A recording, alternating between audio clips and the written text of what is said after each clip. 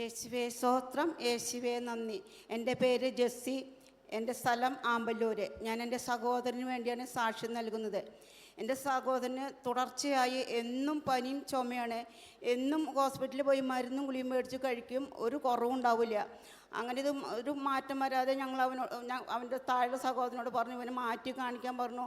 അങ്ങനെ ഞങ്ങൾ അവനെ ജൂബിലിയിൽ കൊണ്ടുപോയി. അവിടെയും 2 പ്രാവശ്യം പോയി അഡ്മിറ്റാവും, മരുന്ന് കഴിക്കും, ഒരു കുറവുമില്ല. അങ്ങനെ പിന്നെ അവിടെ നിന്നും ഞങ്ങൾ മാറ്റി. ഞങ്ങൾ രാജഗിരിയിലാണ് പിന്നെ പോയത്. അവിടെ ചെന്നും 2-3 പ്രാവശ്യമൊക്കെ അവിടെ കെടുക്കും, അവിടെ നിന്ന് ടെസ്റ്റുകൾ ചെയ്യും, ഒന്നും പറയില്ല. ഇവനാണെങ്കിൽ കഴുത്തിന് തൊട്ട് കാലിൻ്റെ അടി വരെ ഇങ്ങനെ അവിടെ ഇവിടെയും മുഴകളാണ്. അങ്ങനെ രാജഗിരിയിൽ നിന്ന് മുഴയെടുത്ത് ടെസ്റ്റ് ചെയ്ത് കഴിഞ്ഞപ്പോൾ റിസൾട്ട് വന്നു, ക്യാൻസറാണ്. ഒന്നും ചെയ്യാൻ പറ്റില്ല, ശരീരത്തിൽ മൊത്തം വ്യാപിച്ചു. ക്യാൻസറിൽ ഏറ്റവും പൊട്ട ക്യാൻസറാണ്, ലിഫാമയാണ് ക്യാൻസർ എന്ന് പറഞ്ഞു.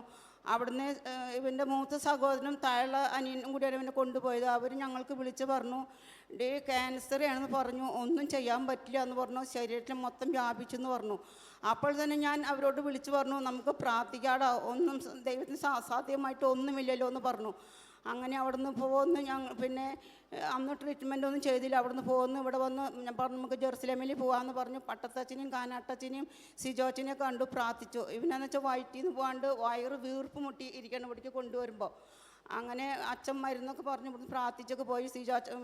കാനാട്ടച്ഛൻ പറഞ്ഞു ആരാധനയിൽ പങ്കെടുക്കാൻ. അപ്പോൾ ഞങ്ങൾ ഓൺലൈനിൽ ഞങ്ങൾ സഹോദരന്മാരൊക്കെ വിളിച്ച് പ്രാർത്ഥിച്ചിട്ടുണ്ടായിരുന്നു. അങ്ങനെ ഈ രാജഗിരിയിൽ തന്നെ പറഞ്ഞു ഒന്നും ചെയ്യാൻ പറ്റില്ല, നമുക്ക് ഹിമ ചെയ്ത് നോക്കാം, ഞങ്ങളൊന്നും ഉറപ്പ് തരില്ല എന്ന് പറഞ്ഞു. അങ്ങനെ 8 ഹിമ പറഞ്ഞു. അങ്ങനെ ഹിമ ആരംഭിച്ച് ഹിമ ചെയ്തുകൊണ്ടിരിക്കുമ്പോൾ തന്നെ 2 പ്രാവശ്യം കാനാട്ടച്ചൻ വിളിച്ച് പറഞ്ഞു എസ്തഫാനോസിനെ ഈശോ അനുഗ്രഹിക്കുന്നു പറഞ്ഞു. അപ്പോൾ ഞങ്ങൾ ഉറച്ച് വിശ്വസിച്ച് ഇവൻ്റെ മാമോദിസ പേരാണ് എസ്തഫാനോസ് എന്ന്. അപ്പോൾ തന്നെ ഞങ്ങൾ കരഞ്ഞ് പ്രാർത്ഥിച്ച് ഈശോയെ എൻ്റെ സഹോദരൻ്റെ പേരാണ് വിളിച്ച് പറഞ്ഞതെന്ന് പറഞ്ഞു. അങ്ങനെ ഇവൻ്റെ 8 ഹിമയും കഴിഞ്ഞ് ഇവൻ്റെ ടെസ്റ്റ് ചെയ്തപ്പോൾ ഈ ഡിസംബർ 10 റിസൾട്ട് വന്നു. ക്യാൻസറുടെ ഒരു അംശവും ഇവനില്ല എന്ന് വിളിച്ചു പറഞ്ഞു. യേശുവേ കരങ്ങളടിച്ച് നമുക്ക് നന്ദി പറയാം.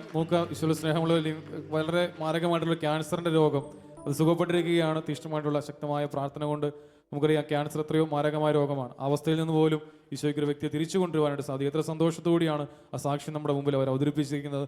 കരങ്ങൾ ഉയർത്തിയടിച്ച് ഈശോയ്ക്ക് നമുക്ക് നന്ദി പറയാം.